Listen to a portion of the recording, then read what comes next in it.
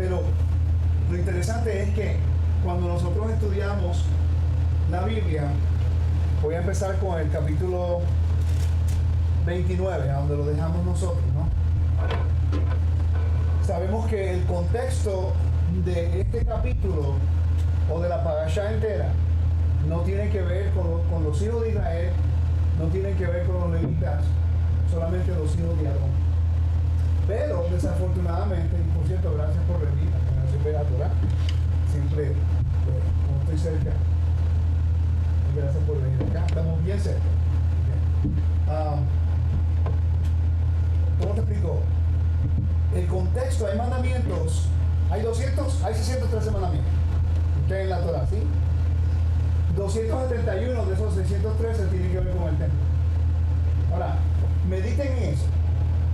De los 613 mandamientos, 271, más de un tercio, tienen que ver con el templo. Si guardamos las fiestas, tenemos que entender desde el punto de vista del templo. Si guardamos el Shabbat, tenemos que entender el punto del templo. Te voy a conectar eso que nunca lo había visto hasta que mi maestro me lo mencionó los otros días, porque estamos nosotros dos, y la hermana Nereida, estamos agarrando los 271 mandamientos del templo y los estamos estudiando individualmente. Se va a hacer el proyecto a largo plazo. Yo toda la semana voy a estar reuniendo con mi maestro y voy a estar estudiando cada uno de los mandamientos. Y en uno de ellos, que yo pensaba era insignificante, en realidad era como tú lo lees, perfecto. Estuvimos media hora. En uno de ellos nada más que tú lo lees y tú piensas que no tiene importancia así muy detallada. Ok, entonces, mi pregunta es, si más de un tercio de los mandamientos de la Torah tiene que ver con el templo, ¿por qué en realidad nosotros no dedicamos el estudio necesario a ese tema? Cuando el sábado, las fiestas, todo el Nuevo Testamento, casi el 50% de la información del Brit Hadashah tiene que ver con el tema. Es un área de estudio que seguimos alrededor, pero es muy difícil leer el libro Levítico. El libro Levítico no habla de mandamientos fuera del templo hasta el capítulo 11 del libro Levítico. Del capítulo 25 de Éxodo hasta el capítulo 11 del libro Levítico, todo tiene que ver con mandamientos directamente conectados con el templo. Pero es el área que menos estudiamos. Por eso es que el sistema religioso, las raíces hebreas, está en caos. Te lo digo porque lo he visto en Nueva Zelanda, en Australia, en Sudáfrica, en Europa, en Estados Unidos, en Latinoamérica. Donde quiera que voy es el mismo problema. Los mismos argumentos, las mismas discusiones, los mismos divisiones. Por lo mismo. Vamos a tomar uno por ejemplo. No, es que el nombre es sagrado. Amén, el nombre es sagrado. Pero ¿cuál es el protocolo del templo? Otro. Vamos a hablar de los diezmos. Ok, perfecto. ¿Cómo eso se conecta y la diferencia de las diferentes ofrendas? Tampoco sabemos. O sea, vamos a hablar de la fiesta, pero ¿qué calendario utilizamos? Tampoco sabemos eso. O sea, tenemos, como decimos en Puerto Rico, un arroz y habichuela encendido ahí con mangú y cuanta cosa dominicana, hasta con frijoles venezolanos que no sabemos dónde están parados. Entonces hay 49.000 denominaciones que prueban mi punto. Eso dentro del cristianismo. Dentro de las raíces hebreas hay mínimo 10. Raíces hebreas, no dije mesianismo. Raíces hebreas hay 10 ramas ya que yo he podido trazar. Y que diferentes creencias.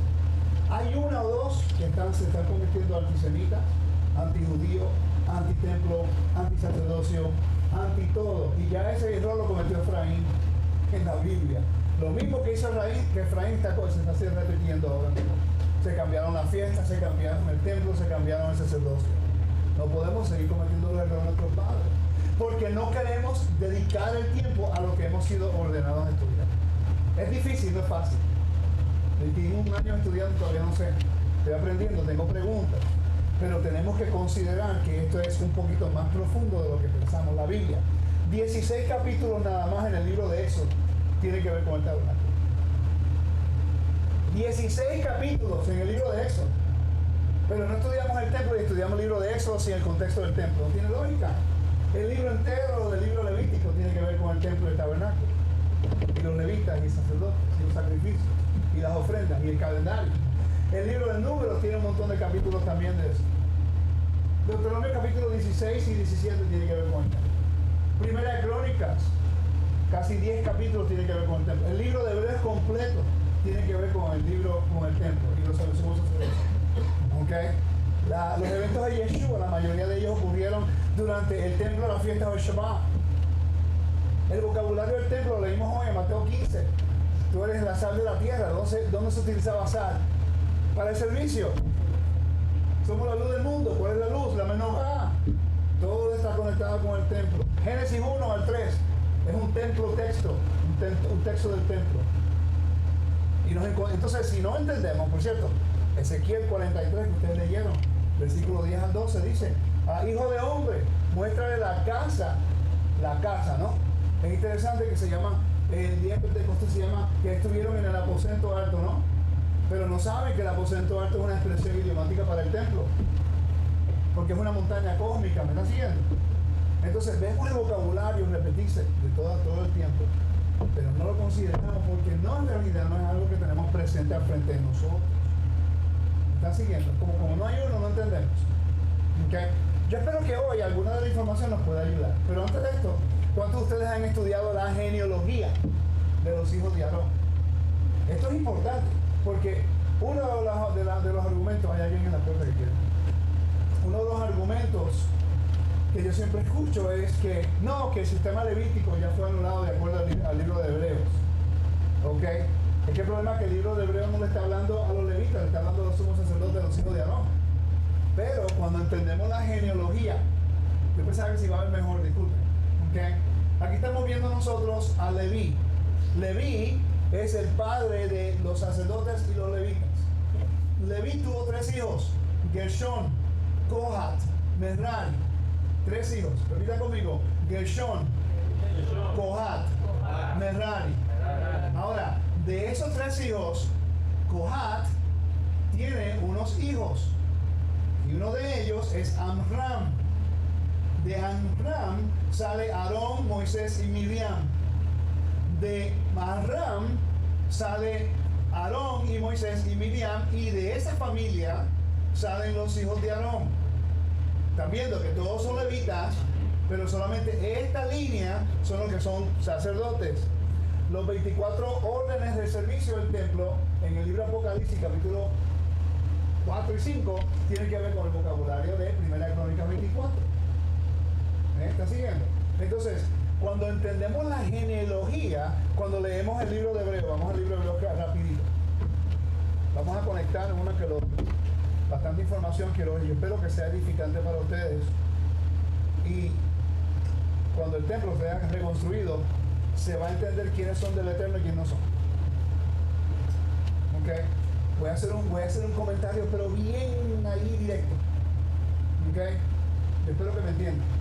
Si de los 613 mandamientos, 271 tienen que ver con el templo, quiere decir que si no entendemos el templo, no entendemos la Biblia.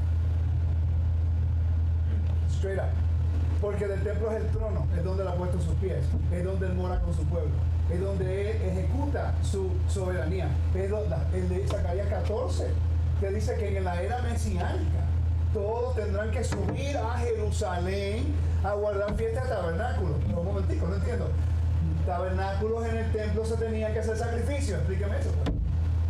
Y la Biblia dice que proféticamente tienen que subir a Jerusalén. Si se sube a Jerusalén, están cumpliendo el mandamiento de Deuteronomio 17 y de Levítico 23, que se presentarán donde el Eterno ha puesto su nombre, en la fiesta sagrada. ¿Me está siguiendo? La fiesta sin el templo sin la fiesta, no se puede entender. Es claro. El problema es, como vuelvo y digo, leemos versículos aislados y después pensamos que entendemos. Hermano, mire, el estudio del templo ha sido lo más retante en mi vida. Yo entiendo que a lo mejor ustedes no tienen el tiempo ni el deseo de entrar tan detallado como yo. No hay ningún problema, yo lo estudio, yo lo verifico, yo lo pongo en un video, le doy los recursos, usted lo estudia y lo verifica. Sí, y ahí podemos aprender juntos. El libro de Hebreo, te digo ya, capítulo 8, dice, el versículo 1 dice: ahora bien, el punto principal de lo que venimos diciendo es que tenemos tal sumo sacerdote. ¿Okay? Claramente el contexto del capítulo tiene que ver con el sumo sacerdocio. Capítulo 5. Capítulo 5 te dice, tracen ustedes cuando tengan tiempo, la palabra sumo sacerdote en el libro de Hebreo, porque todo sumo sacerdote, no está hablando de los levitas regulares.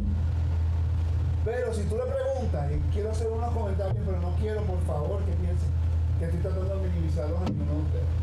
Quiero retarlos de una forma positiva, porque estamos aprendiendo, ¿no? Es parte del aprendizaje.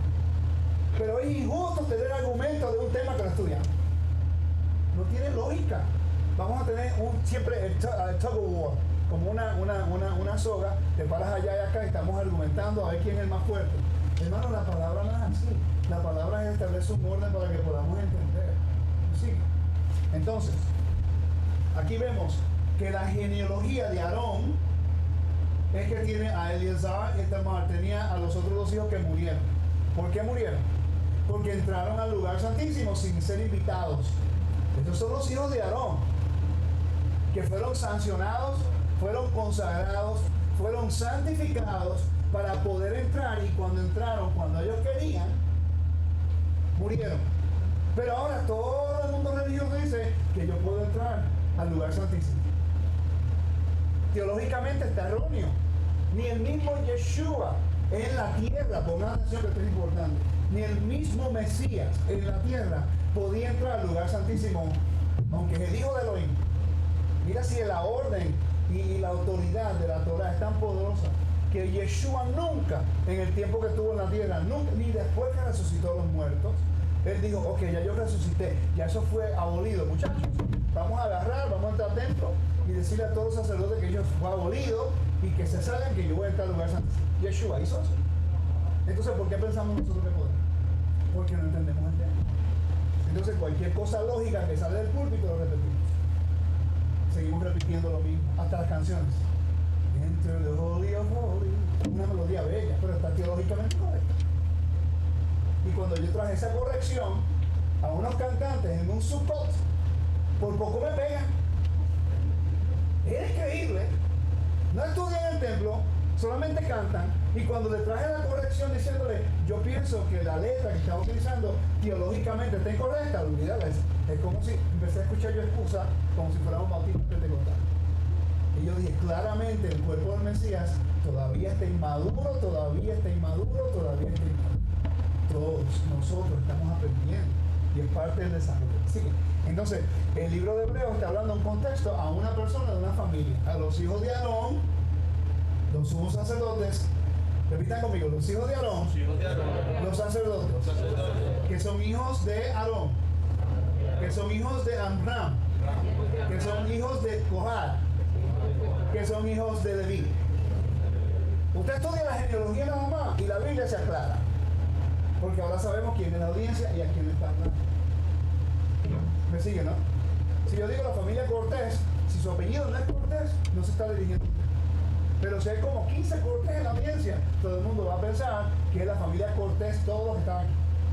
Pero si yo digo la familia Cortés, los hijos de Hernán o de Rico, todo el mundo sabe que son esa familia. Aunque todos son Cortés, no todos son los hijos de Hernán. ¿Me están siguiendo?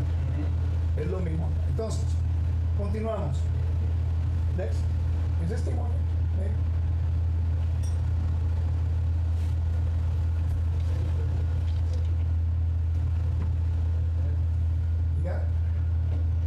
Okay. Just click the screen, maybe you get that. Oops. Que quiero que vean la genealogía. Todo técnico es así, ¿verdad? Yo estaba cuando yo vivía en Hampton. Estábamos en otro piso en la oficina del cuarto de yo estaba. Yo preparé todo perfecto. Fui a comer almuerzo. Cuando regresé, nada trabajaba. Algo espectacular. Ok, vamos a tomar la misma genealogía. Entonces vamos a trazarlo ahora el libro de Ezequiel. Vamos al libro de Ezequiel, capítulo 44, versículo 15, por favor. 44:15. Dice, este es el milenio, la era mesiánica, ¿ok? Ok. Dice, está Jacob. Jacob tiene Leví. Jacob tiene 11 hijos, más Leví son 12, ¿no? Ok. Después Leví tiene los 3 hijos. Después Kohat, Amram, ya hablamos de eso. Después Aarón tiene 4 hijos, 2 de ellos mueren, Eliezer y Tamar. Eliezer tiene a Fineas. Y después tiene a Sadoc. ¿Ok? Después tiene a Sadoc. Entonces, cuando tiene a Sadoc, eso es importante porque ahora sabemos y podemos trazar que en el libro de Ezequiel, cuando dice 44:15, más los sacerdotes, levitas, hijos de Sadoc, que son hijos de Eliezer, que son hijos de Aarón, que son hijos de Amram, que son hijos de Coat, que son hijos de Leví. No está hablando de todos los levitas, está hablando de una familia. Entonces, cuando leemos el libro de Hebreos y alguien te dice, no, que los levitas fueron eliminados, ¿cuál de las familias? Claramente hay un montón de levitas. Miren, hermano, yo presenté eso nada más en una congregación y el 99% de la audiencia nunca lo había escuchado. Y eso eliminó tanto argumento. Porque cuando fuimos al libro de Hebreos, ellos pudieron entender. Ah, ok. Ahora entendemos lo que te está refiriendo. Solamente porque entendemos genealogía. Una pregunta. ¿Cuántos de nosotros le hemos dedicado tiempo a estudiar genealogía en la Biblia? ¿Verdad que no? Es aburrido. El hijo de este, el hijo de este, el hijo de este, el hijo de este, el hijo de este, el hijo de este. Después menciona a la mujer. Cuando te menciona a la mujer, pon atención. Eso es un evento importante. Y después el hijo de este, el hijo de este, el hijo de este. Pero si tú trazas toda la genealogía, te está enseñando el honor de una línea y el deshonor de la otra. ¿Okay? Entonces, regresamos. En la parashá de hoy, en la parashá de este día se llama Tesabé, Éxodo 27, versículo 20 al 30, versículo 10. También se considera como el Shabbat Zahor, el Shabbat de recordar, de remembranza, en referencia a lo que Amalek le hizo al pueblo de Israel.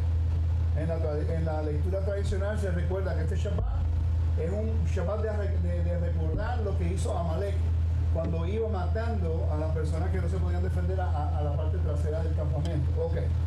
En esta parashá hay 7 mandamientos. Okay. No sé, me gustaría que algún día ustedes consideraran hacer un estudio que tiene los mandamientos en cada parashá. Bien interesante. Hay un libro que se llama Tariyat HaMitzvot y tiene todo en inglés, tiene todas las parashá, okay, separadas y todos los mandamientos y a quién se aplican. Entonces ahí te ayuda para cuando estás estudiando esa parashá, la historia, estás estudiando el mandamiento y a quién se aplica. Ahora, ¿por qué yo enseño esto? Porque hay personas que están enseñando mandamientos que son estrictamente dedicadas al templo en la vida cotidiana. Entonces, están haciendo algo que no tienen que hacer en la dispersión, fuera del templo, que no son levitas. Por ejemplo, el judaísmo tiene por costumbre redimir el primogénito. Pillón Haben, ¿ok? Y yo sé que todos nosotros tenemos el deseo de redimir el primogénito. Yo lo entiendo. Pero el problema es que ese mandamiento es estrictamente dedicado para un cohen, los sacerdotes. En la sinagoga siempre hay un cohen. Se hace el ritual del Pillón Haben dedicado a la primogenitura, pero entonces está el cohen ahí como el testigo. ¿Me están siguiendo? Entonces nosotros las raíces hebreas, o las personas raíces hebreas, que quieren hacer este mandamiento porque queremos observar, pero no entendemos que algunos mandamientos no se aplican hoy día si no están los requisitos correctos para eso que se lleva a cabo. ¿Qué hacemos? Si los requisitos no son correctos y no están allí, estamos usurpando la autoridad que Dios le dio a ellos. ¿Ok? ¿Me están siguiendo? Y eso lo vamos a cubrir ahorita. Entonces hay 7 mandatos, 7. 4 positivos que están en la estructura legal que se llama apodíctico. El mandamiento, perdón, eso no es verdad. Positivo es que tienen que hacer. Pero hay unos que son apodícticos y otros que son casuísticos. Apodíctico es un ejemplo de no harás, no harás, no harás, como los mandamientos. Pero después de Deuteronomio 28 que dice, si tú haces esto, yo hago esto. Eso es casuístico y apodíctico los mandamientos. Hay mandamientos que son, el Eterno lo dice y tú lo haces. Es cuando tú le dices a tus hijos, yo quiero que tú vuelvas a la basura. ¿Por qué? Porque yo digo, es lo mismo. ¿Okay? Es interesante, los padres pueden decirle eso a los hijos, pero cuando Dios se lo dice a nosotros somos los hijos, no queremos decir. ¿Okay? Entonces, hay 4 mandamientos positivos y 3 negativos. Negativo no quiere decir que son malos, sino que no harás. para que no venga la maldición en contra tuya. Vuelvo y repito, de los 613 mandamientos, 271 están relacionados con el templo. Está entre los 271 y 279. No me puedo recordar perfectamente ahora, pero vamos a decir 271, con corrección en el futuro. ¿Okay? Pero más de un tercio de los mandamientos tienen que ver con el templo. ¿Cuántos de ustedes no sabían eso? Levanten su mano. Información nueva, ¿no? Quiere decir que un tercio de los mandamientos tiene que ver con el templo, entonces no lo estudiamos. Por eso es que estamos confusos. ¿Cuántos niveles de pecado hay en la Biblia? No, que Yeshua murió por todos mis pecados. ¿Cuál de ellos? Hay 5 palabras que definen pecado en la Biblia. Y hay diferentes sacrificios para el pecado. ¿Cuál de ellos es? No sabemos tampoco. Entonces, ¿cómo nosotros podemos defender estos puntos de Yeshua como ortodoxos? Ellos entienden esto. Ellos lo estudian, lo que estudian en el templo. Y son muy sabios. Yo he hablado con unos cuantos. Y si no están en tu lugar, te comen el almuerzo. You know, como me hacían a mí en 2004, 5, 6, 7. Que yo iba pensando que sabía algo y me agarraba con pandereta pentecostal. Y yo dije, espera, en vez de ponerme a discutir, déjame estudiar. Y empecé a estudiar. Ahora podemos establecer, ¿verdad? Con el rabino Moshe, podemos hablar una hora. Ahora me pregunta, Rico, ¿qué estás estudiando? Porque tú sabes que tú estudias un montón de cosas allá y ¿qué estás haciendo? Pero como 5 años atrás no me preguntaba eso. Él estaba enfocado nada más en lo que él sabía, pero él está entendiendo que, espera, un momentico, este tipo sabe un poquito de esto, no experto en nada, pero un poquito de esto, y ahora se pregunta, ¿pero es que no entiendo?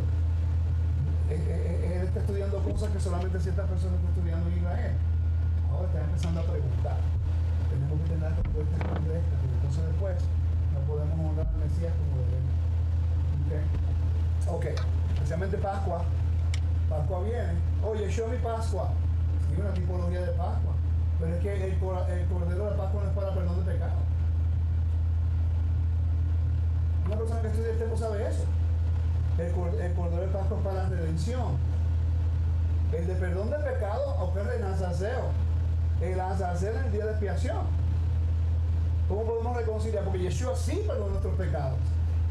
No quiere decir que no lo hizo, sino que no está directamente conectado con el Pesaj, porque eso es para redención. ¿Me siguen? Pero si no estudiamos la fiesta en el contexto del plan de restauración, redención y reconciliación, nos perdemos a veces y confundimos una con la otra. Yo creo en Yeshua más que nunca, porque he podido entender y considerar algunas cositas que tengo aprendido. Ok, vamos a Levítico 19:30, rapidito. Quiero que vean algo que yo aprendí esta semana. Llevo leyendo los versículos, pero en realidad lo aprendí con mi maestro esta semana. Mi maestro se llama Joseph Good. Mi maestro lleva estudiando el templo 40 años. Es espectacular. El hombre se sabe Mishnah de memoria. Increíble. Y yo digo, wow, he podido aprender mucho. Pero él hizo una conexión que yo nunca en realidad había hecho. Que ahora yo entiendo, si entendemos esta conexión, yo entiendo por qué en el Shabbat, Kabbalah Shabbat, se llama la recepción del Shabbat, la observancia ortodoxa, ellos han hecho la mesa del Shabbat como si fuera un altar. ¿Cuántos de ustedes han hecho un Kabbalah Shabbat tradicional? Nosotros hacemos uno bien tradicional en mi casa. Ponemos las velas, mucha gente no le gusta, pero hay un contexto de eso. La sal, el pan, el vino, o jugo de uva para que no toman vino. ¿Okay? Entonces, ¿qué es otra cosa? La comida que representa, el lavado de manos que representa. Yo me preguntaba, pero ¿por qué los judíos ortodoxos lo conectan con el templo, como un altar? Porque en Levítico 19:30 dice, mis días de reposo guardaréis y mi santuario tendréis en reverencia, yo Adonai. Está conectando el templo y el Shabbat. Vamos ahora a Levítico 26, versículo 2. Basado en esos dos versículos, dice, guardar mis días de reposo y tener en reverencia mi santuario, yo Adonai. Reverencia a mi santuario es un mandamiento. ¿Cuántas personas están hablando en contra del templo? ¿Cuántas personas están minimizando el templo? ¿Cuántas personas están enseñando en contra, que los conozco? No, y mover el templo. Y él dice, guardar mis días de reposo, Shabbat, y tener reverencia, mi santuario, no de Israel, no de los judíos, no de los israelitas, sino el santuario de Elohim. Tenemos problemas, ¿yo? No podemos decir que guardamos el Shabbat y descartar el templo, porque Él lo conectó. Te voy a dar otro ejemplo. Vamos a Éxodo 25. ¿Tiene sentido? ¿Cuántos de ustedes no lo habían visto así anteriormente? Yo lo vi esta semana. Yo le pregunté a mi maestro, le dije, reverenciar el templo es uno de los mandamientos positivos. Y me da la cita, y yo voy a la cita y me dice, mira esa cita. ¿Qué tú ves ahí? Yo, Shabbat y el templo. Por eso es que los ortodoxos ponen la mesa del Shabbat como si fuera el templo. Para recordar que el templo del Shabbat está completamente unido. No puede descartar uno con el otro. Ahora lo entiendo. Por eso ahora yo abrazo las costumbres que se hacen con el judaísmo, porque yo entiendo que está conectando con un mandamiento, no es una tradición. Ahora nos estamos educando, ¿ves? Una cosa muy diferente. Lo que nosotros pensamos que es tradición porque no estudiamos el templo. Y hablamos en contra de todas estas cosas sin entender que es un mandamiento. Y ellos lo que han hecho es, el Eterno nos mandó a que guardáramos el Shabbat y recordáramos el templo. Entonces, como ya no hay templo, vamos ahora a ordenar la mesa como si fuera un altar simbólicamente para recordar el templo. Por eso es que en el Shabbat es la única oportunidad que todos los padres, aunque no sean sacerdotes, pueden hacer la oración arónica. Porque la oración arónica es solo para los hijos de Aarón, lo dice la Biblia.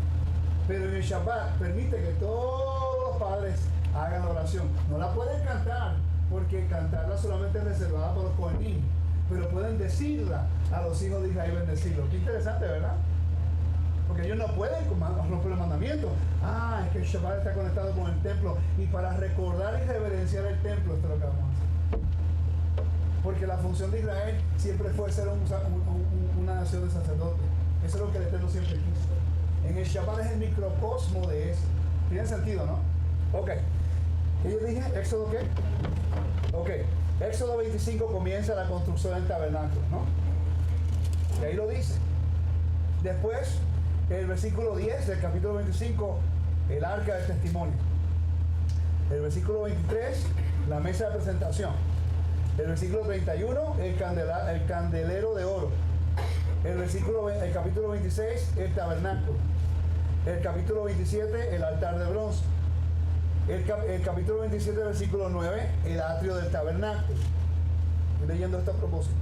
El versículo 20 del capítulo 27, el aceite para las lámparas, de la menorá. Capítulo 28 habla de las vestimentas del sacerdote.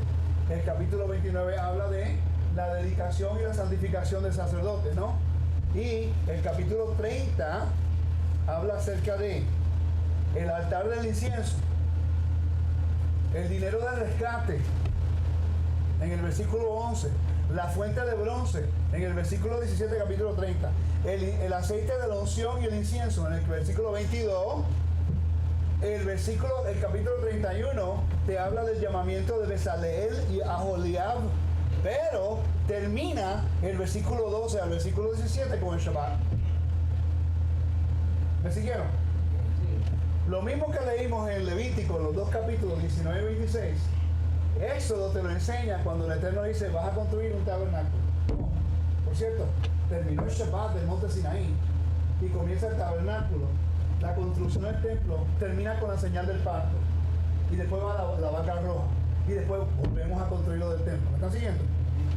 Quiere decir que ya estamos aprendiendo que la mesa del Shabbat y el templo es un recordatorio porque el mandamiento lo dice. ¿Okay? Entonces dice, habló además Adonai a Moisés diciendo, tú hablarás a los hijos de Israel diciéndole, en verdad vosotros guardaréis mis días de reposo. Entre el Señor y yo, entre mí y vosotros por vuestra generación. ¿Sí? Nos santificó. Así como Él santificó el templo, Él santifica al pueblo en su Shabbat. ¿Okay? Entonces, espero que eso haya tenido sentido, porque yo pienso que para mí eso fue revolucionario cuando lo aprendí. Y lo aprendí esta semana. Y llevo estudiando por 21 años. Y fue porque le pasó por encima el mandamiento. Ahora entiendo por qué los eventos de Yeshua, muchos de ellos ocurrieron el sábado en el templo, o el sábado en la sinagoga, o durante las fiestas en el templo. Ahora entiendo, porque Yeshua está llevando el mensaje de reconciliación y restauración. En el templo había corrupción, no que el servicio era corrupto, sino los líderes se habían corrompido. Entonces Yeshua está tratando de restaurar la justicia de Elohim y está tratando de restaurar la santidad que representa el templo y la reverencia al templo cuando los hijos de Aarón se habían profanado. No quiere decir que el servicio está profano, sino que los líderes están profanos. Es como la política. ¿Cuántos políticos no son bien corruptos? Pero la gente respeta el oficio, la oficina, ¿no? The office. Ok. Vamos al capítulo 29. Vamos a hablar de la consagración de los hijos de Aarón. Cuando yo leí el capítulo 28, yo paré en un versículo y lo busqué en inglés, quería estar seguro. Si leemos el capítulo 28, versículo 35, creo que es, o el 39, déjame un segundo, 38, el 38, dice, del capítulo 28, dice, y estará sobre la frente de Aarón, y llevará a Aarón las faltas, otra vez, y estará sobre la frente de Aarón. Estamos hablando ahora se llama la mitra, se llama Kadosh la Adonai, santo al Señor. Por cierto, el sumo sacerdote se consideraba santo solo cuando se ponía la mitra y las vestimentas. Si él caminaba el resto del año por la carretera, ellos no usaban la mitra ni la vestimenta caminando por la calle, solamente en el templo. ¿Okay? Cuando usaban el templo, en el día de expiación, no usaban las vestimentas de color, solamente de blanco. ¿Okay? Quiere decir que si esa persona específica, Leví, Cohat, Amram, Aarón, después Eliezer y los hijos, son los únicos que se pueden llamar sumos sacerdotes y tienen la autoridad de ponerse la mitra con santos para el Eterno. Si otra persona dice que ahora son sumos sacerdotes y no son hijos de Eliezer o hijos de Pinchas, están usurpando la autoridad que Dios le dio. Y hay un problema, hay una legalidad bíblica, porque aquí dice, y estará sobre la frente de Aarón, y llevará a Aarón, y en este caso su familia, las faltas cometidas en todas las cosas santas que los hijos de Israel hubieran consagrado en todas sus santas ofrendas, y sobre su frente estará continuamente para que obtengan gracia delante del Eterno. Quiere decir, si usted se llama un sumo sacerdote, de acuerdo a la ley bíblica, ahora usted tiene que llevar todas las culpas de todo Israel. ¿Están conmigo? Vamos a leerlo, no me crean nada a mí, vamos a verificarlo. Número 18. Número 18, versículo 1 en adelante dice, Adonai dijo a Aarón, tú y tus hijos, ¿quiénes son los hijos de Aarón? Eliezer, Itamar, Pinchas, Sadoc. En el tiempo de David, esto es importante, en el tiempo de David habían dos sumos sacerdotes. Estaba Abiatar y estaba Sadoc, dos. Yo no sabía por qué habían dos a la misma vez, cuando se supone que eso fuera uno. Fue mi maestro que me lo explicó. Me dice, lo que pasa es que el arca del pacto estaba en un lugar y el tabernáculo estaba en otro. Y tiene que haber siempre alguien ministrando al frente del Eterno. Ahora lo entiendo. Pero esa división, al sumo sacerdocio le tocaba Abiatar. Pero en el tiempo de David hubo una rebelión. Cuando Adonai quería usurpar el reinado de Salomón. Y él reclutó a Abiatar, que es hijo de Itamar. ¿Okay? Entonces, él fue y lo ungió como rey de Israel, pero el que el Eterno había llamado fue a Salomón. Sadoc fue fiel a Salomón y fue fiel a David, porque Salomón estaba actuando de acuerdo a la voluntad del Padre. Y por eso es que en el libro de Ezequiel, capítulo 44, se le da el galardón a los hijos de Sadoc a ser los sacerdotes para el milenio, y también en el primer siglo. De ahí en adelante, en la historia de David, ahora son los hijos de Sadoc, que son hijos de Aarón, pero no son hijos de Itamar. Voy a regresar acá, voy ¿verdad que no es fácil? ¿Verdad que no es fácil? Lo estoy haciendo a propósito. Lo estoy haciendo a propósito porque nosotros hablamos de estos versículos como si fuera lo más fácil del mundo. Y a veces tenemos que entender que si no entendemos la genealogía nos vamos a confundir. Y vamos a llegar a una conclusión errónea. Y ahí nos vamos por un camino que no queremos. Siguiente. Let's go one back. Ahí no para frente. Ok. Entonces, vemos a Elí, a Ejimelech, a Abiatar. En el tiempo de Samuel estaban los hijos de Itamar como los sumos sacerdotes. ¿Ok? Sabemos que había corrupción. Elí y sus hijos profanaron todo. Perdieron el tabernáculo y el arca bajo su mando. Son una catástrofe. ¿Ok? Pero en el tiempo de David estaban estos dos.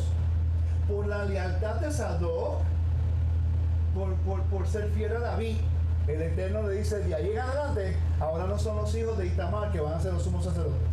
Ahora van a ser los hijos de Eleazar, Sadoc.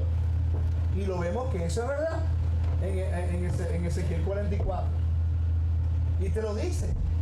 Cuando el pueblo de Israel cometió rebelión en contra mía, y tú me serviste delante de mí, por eso te pongo ahora a hacer mis sacrificios y mis ofrendas y la sangre y la grosura. Es por ese evento. ¿Estás aprendiendo algo nuevo? Okay. Esta es de la parasha de hoy.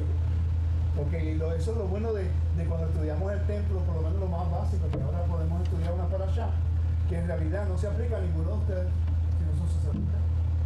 La gente lo lee, y este es el comentario que yo hice en Facebook fue, en las próximas dos parashas se está hablando acerca del tabernáculo y el sumo sacerdote.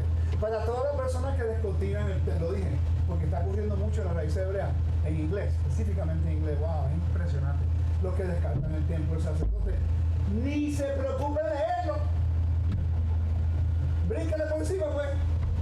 ¿Para qué lo vas a leer si no vas a aplicarlo? No vas a respetar lo que dice ahí. Estaba haciendo sarcástico. Y no, pero me arrepentí.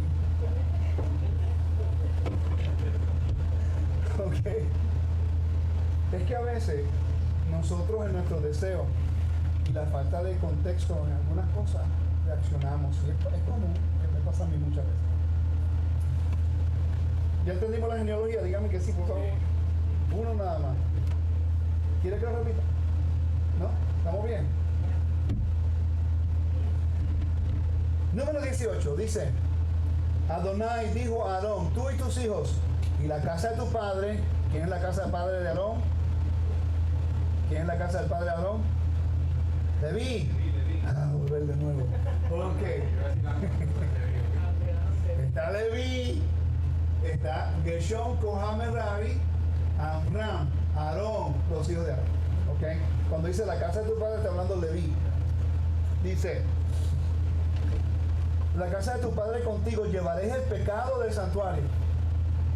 Llevaré, lo mismo que dice en Éxodo, capítulo 28, versículo 38, que ellos llevarán las faltas de Israel. Lo dice aquí. Es una gran responsabilidad. Sí, cuando una persona dice, no, que yo soy el sumo sacerdote, yo soy sacerdote en el orden de Melquisedec. Pues tú le dices, ok, perfecto, todos mis pecados tú los cargas ahora. Porque eso es lo que dice aquí. Sigo leyendo. Dice, tú y tus hijos contigo llevaréis el pecado de vuestro sacerdocio. ¿Ok?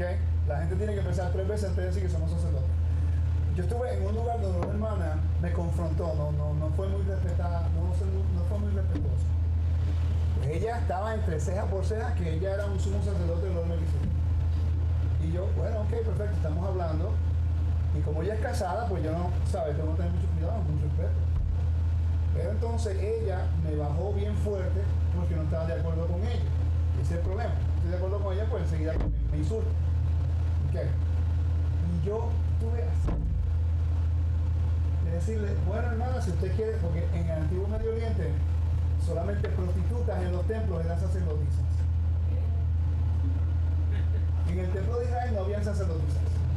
¿Por qué? Porque el Eterno quiere hacer distinción, las mujeres allá. No. Porque en Egipto, en Sumaria, en Mesopotamia, en los hititas y todos los cananeos tenían, en Corintio, ¿ok?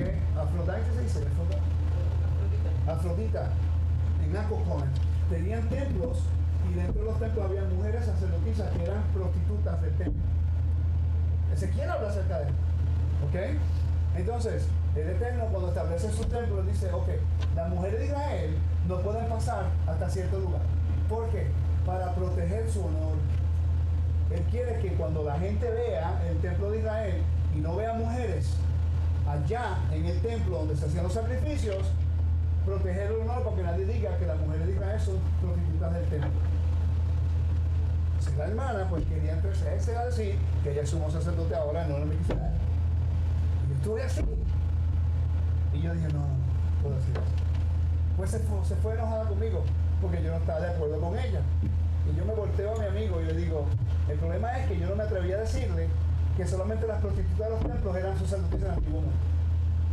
Por el deseo de querer entender la Biblia, ella estaba minimizándose ella misma al punto de llamarse la prostituta del templo y no lo sabía. Porque no estudia el templo. No es porque ella no quiere ser una persona que quiere obedecer. ¿Me está siguiendo?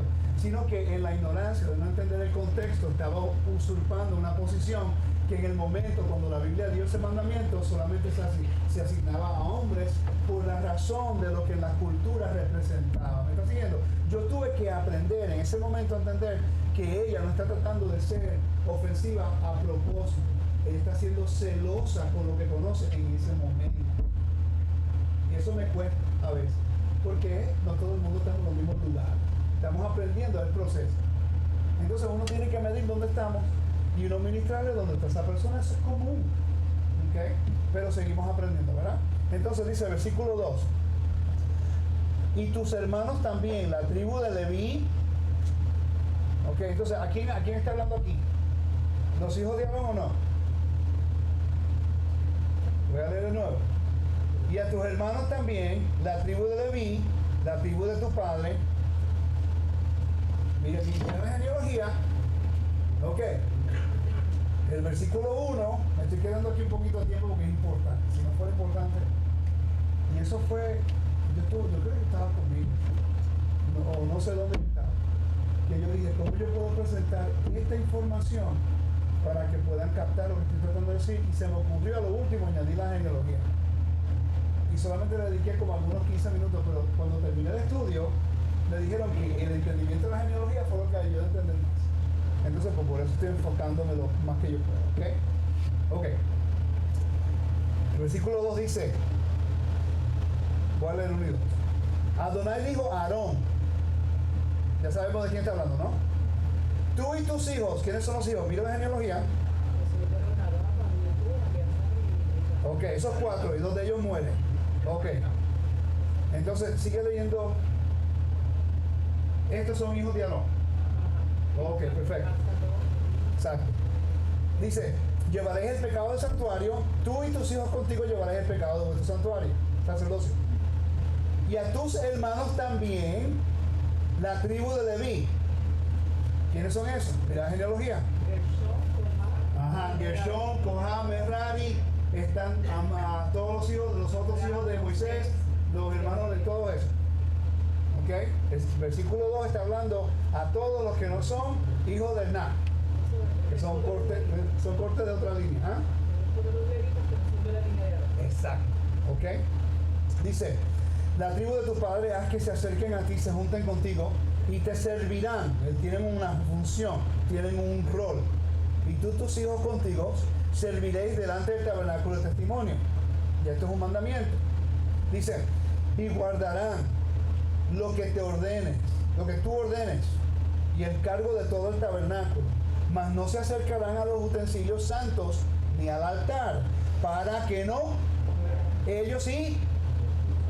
Quiere decir que si uno se llama un sumo sacerdote, quiere decir que tú tienes ahora tu responsabilidad de cargar con las faltas de toda la comunidad.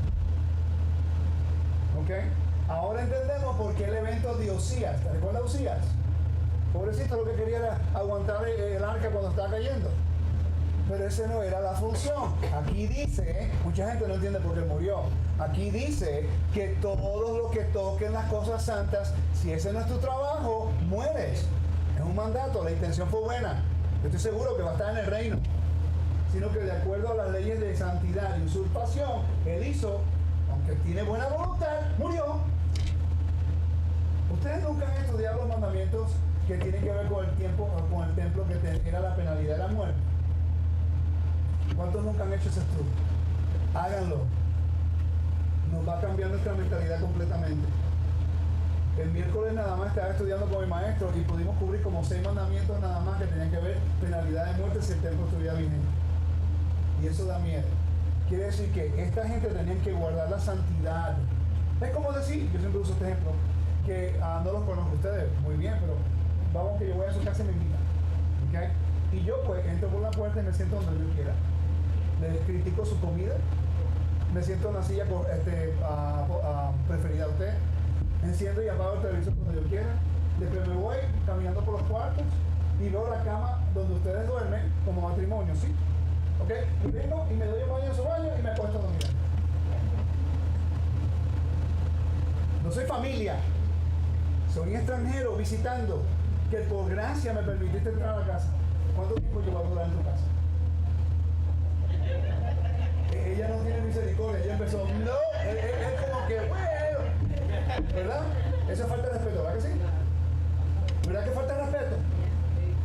Imagínate ahora el templo del Eterno y decir, ahora podemos entrar por donde nosotros queremos. Si somos celosos con nuestros hogares, preservando los espacios sagrados de nuestro hogar, ¿cuánto más la casa de Dios?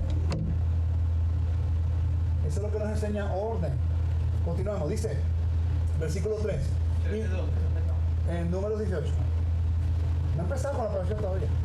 Dice, y guardarán lo que tú ordenes y el cargo de todo el tabernáculo, mas no se acercarán a los utensilios santos ni al altar, para que no mueran ellos y vosotros. Se juntarán pues contigo, tendrán el cargo del tabernáculo de reunión. En todo el servicio del tabernáculo, véanlo conmigo, ningún extraño se acercará a vosotros. Quiere decir que nosotros no tenemos ningún tipo de acceso al lugar santísimo, hermanos. Ni simbólicamente, ni físicamente. Yeshua sí, en el tabernáculo celestial. Por eso es que Hebreos capítulo 8, versículo 4 dice que si Yeshua no podía entrar al templo en la tierra, al lugar santísimo, no podía ser sacerdote en la tierra porque no tenía jurisdicción. Él no era hijo de Leví, pero rico. Miriam era familia de Elisheba. Elisheba era hija del sacerdote. Sí, perfecto, pero el sacerdocio es paternal, no es maternal. Puede ser hijo de... si Miriam era una hija del sacerdote, no importa, que tiene que ser por el padre, no por la madre. Pues son hijos de Aarón. Por cierto, ¿quién es la esposa de Aarón? La Biblia no lo menciona. Obviamente tuvo hijos, porque está enseñándote que la paternidad es lo que te da el derecho de ser sacerdote. ¿Okay? No es que la mujer no es importante, fue con un propósito. ¿Okay? Dice, versículo 5, y tendréis el cuidado del santuario y el cuidado del altar, para que no venga más la ira sobre los hijos de Israel. Espérate. Ahora entra la historia de Fineas.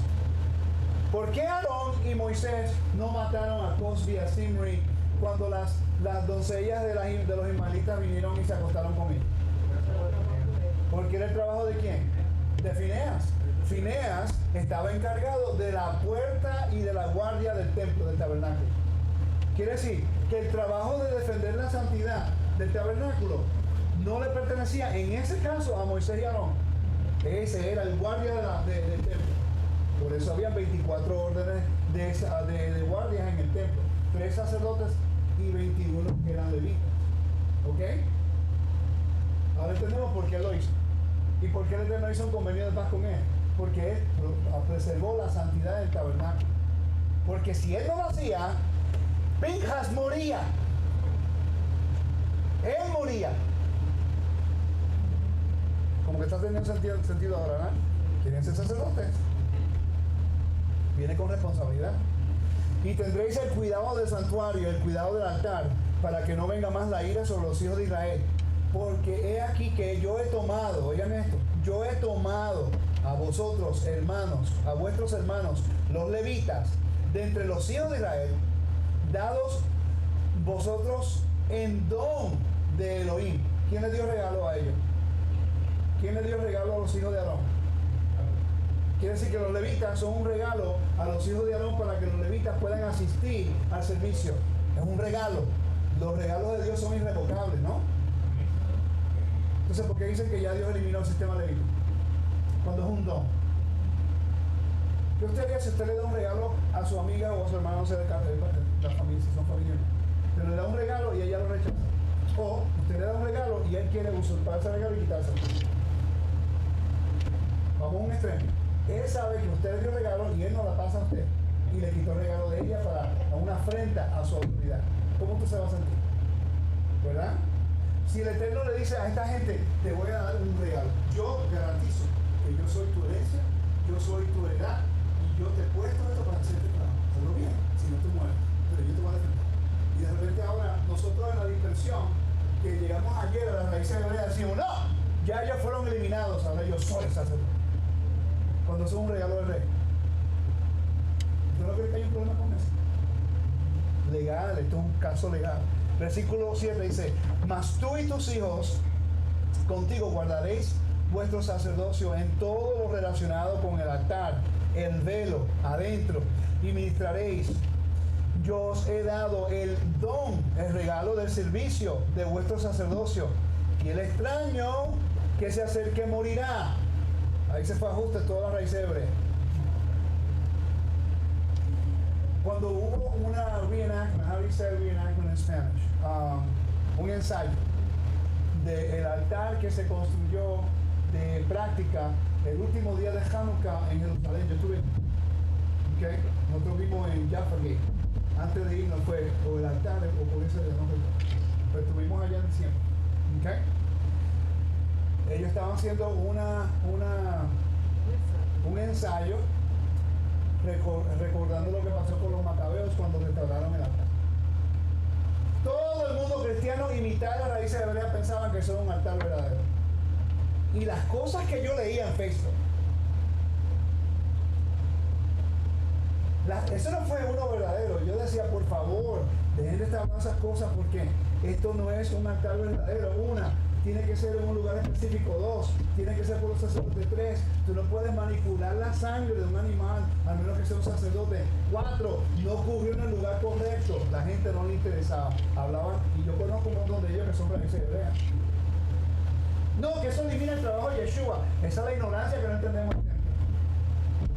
No podemos decir eso. Ok, entonces, lo que yo vi fue odio, antijudíos, antitemplo y peor, anti-altar. Ahora sí que hay un problema, porque el altar representa la autoridad de Dios en la tierra. Cuando tú hablas en contra del altar, ahí sí que hay un problema. Ya no estás peleando en contra de los judíos, ahora estás peleando en contra de la autoridad de Dios. Así que si no entendemos estas cosas, es preferible no decir nada, reservarnos el comentario y mirar y observar antes de hablar prematuramente y después ahora tenemos un problema. ¿Okay? Dice, versículo 8, dijo más Adonai a Aarón, he aquí yo te he dado también el cuidado de mis ofrendas, todas las cosas consagradas. Bueno, ya usted tiene la idea, ¿no? Que le dio todas esas cosas. Yo quiero leer rapidito ahora la primogenitura. No, es que ahora nosotros somos primogénitos.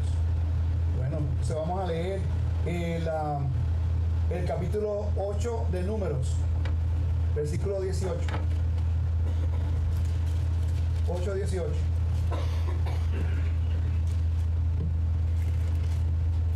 Dice, voy a leer el versículo 17 para contexto, ¿ok? ¿Me están pasando bien? Sí. ¿Estamos aprendiendo algo nuevo? Vuelvo y repito, por favor, no crean nada lo que les digo, verifiquen, por favor. Está siendo grabado, vuelvan a verlo, verifiquen, busquen información. Si yo estoy equivocado en algo, pues yo lo arreglo. Pero no podemos continuar refutando cosas que no estudiamos, por favor. Vamos a ser sabios. Eso es lo que hacíamos en la iglesia. O todavía estamos en la iglesia, estamos aprendiendo a mover el próximo escalón. Si no sabemos, no sabemos. Eso no es el fin del mundo, estamos aprendiendo. ¿Okay? Pero hoy hay más recursos que nunca en la historia de la humanidad. Hoy hay más recursos que nunca en toda la historia de la humanidad. Ya la ignorancia no es excusa. Vuelvo y repito, ya la ignorancia no es excusa. Todos los recursos están disponibles. Menos de un segundo le das en Google y aparece algo. Ya la ignorancia no es excusa. Y que tenemos que tomar el tiempo para hacer estas cosas. Versículo 17 dice, porque mío es todo primogénito entre los hijos de Israel, así de hombres como de animales, desde el día que yo hería todo primogénito de la tierra de Egipto. Lo santifiqué para mí. Y léanlo conmigo, versículo 18.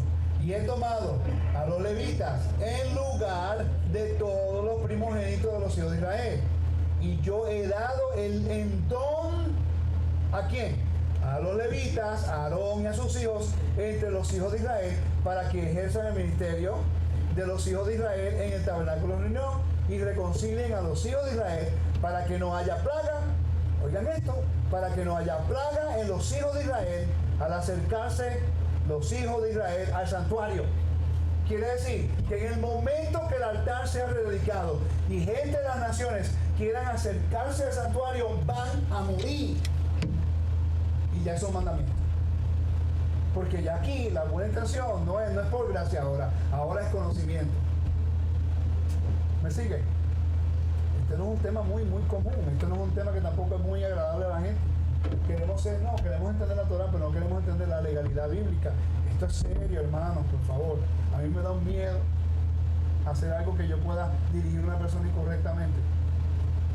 Eso da miedo, saber eso. Vamos a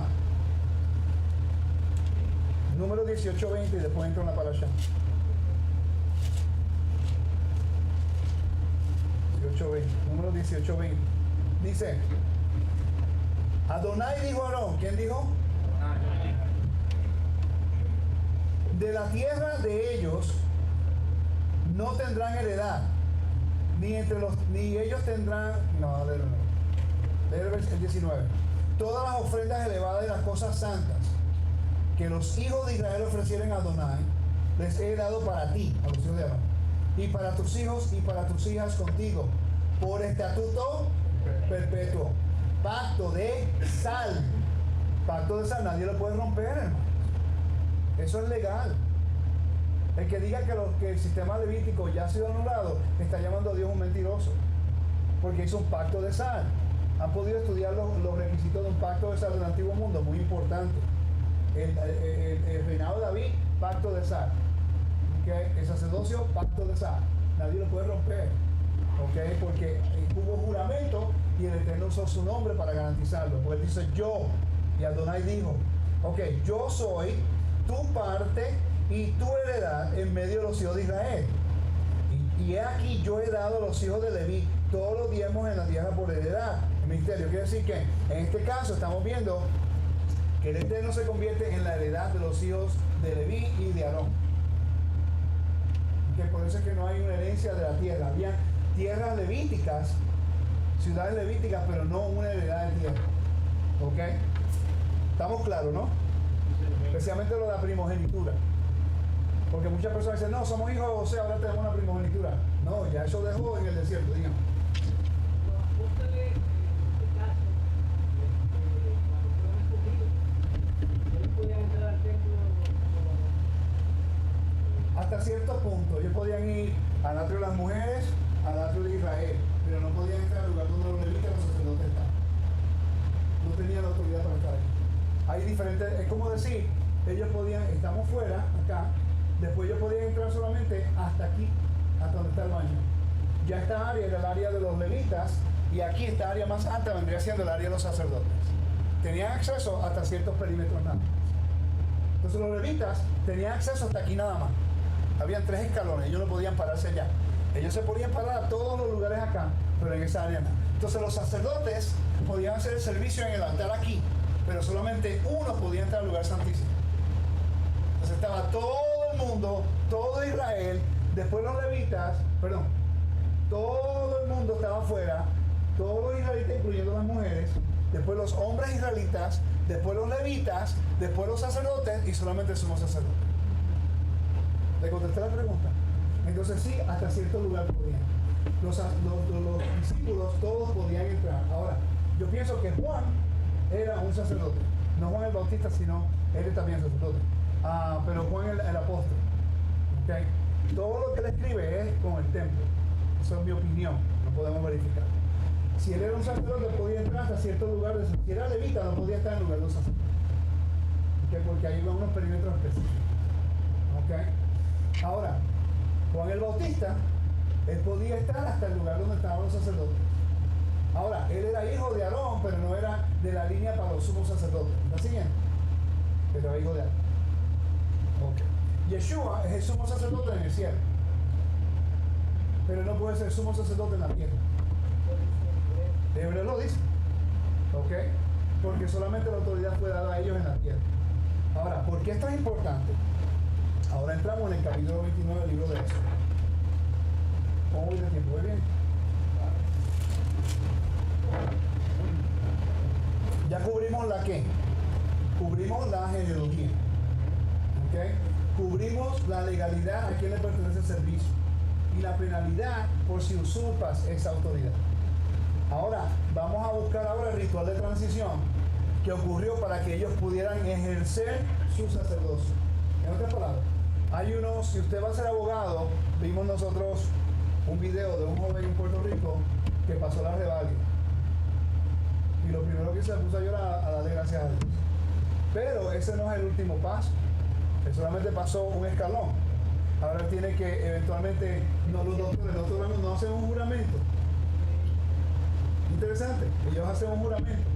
Tiene que haber un ritual de transición. Un soldado, cuando entra a las Fuerzas Armadas, tiene que pasar por un ritual de transición. Le cortan el cabello, le llaman por su nombre, lo destruye completamente quién era y termina siendo otra persona como él. Cuando termina de servir en las Naciones Unidas y regresa, hay un ritual de transición de la vida de soldado a la vida cotidiana. ¿Es verdad o no es verdad? Tiene que ocurrir. Es un ritual de transición. Entonces, para todas estas cosas, estos rituales de transición, pero cuando vienen las cosas bíblicas, no las entendemos o no las vimos. Capítulo 29 viene siendo el ritual de transición para validar, para certificar y para establecer la autoridad que el Eterno le ha dado a ese grupo de hombres y la responsabilidad grande que tienen para hacer. Quiere decir que el momento ellos fueron ratificados, si tú vas en contra de ellos, estás en contra del que los puso en el poder. Por eso fue que Pablo, cuando él habló en contra del sumo sacerdote, recuerda que se fue por 14 años, regresó y él dijo algo a un sumo sacerdote, pero él no sabía que era el sumo sacerdote. ¿Y qué hizo él? Se arrepintió así. ¿Por qué? Porque él entendía las leyes del templo. Él, como no sabía, él no pensó, él no quería faltarle respeto, pero como el oficio fue establecido por el Eterno, así el tipo que estaba haciendo el oficio era corrupto o no, él llevaba el oficio porque era hijo de Aarón, aunque estaba corrupto. Si hablaba en contra del oficio, hablaba en contra de Dios, y él lo sabía y por eso se arrepintió. El hecho de que estamos correctos no quiere decir que estamos correctos. Dice, esto es lo que harás para consagrarlos, para que sean mis sacerdotes. Vamos a leer eso juntos. Esto es, versículo 1 al 29. Esto es lo que harás para consagrarlos, para que sean ¿qué? Hay una clave ahí, mis. ¿De quién son? ¿De Israel, de los judíos o de Dios? Ah, ok, ese vocabulario es muy importante. Porque dice mis sacerdotes. Porque como un regalo, son de Él. Él es la heredad de ellos. Él garantiza que ese oficio va a ser permanente. Por eso se encuentra en el milenio. Tiene que ocurrir en el milenio si vamos a estar en la era mesiánica en la tierra. El cielo y la tierra no ha pasado, lo leímos hoy, Mateo 5.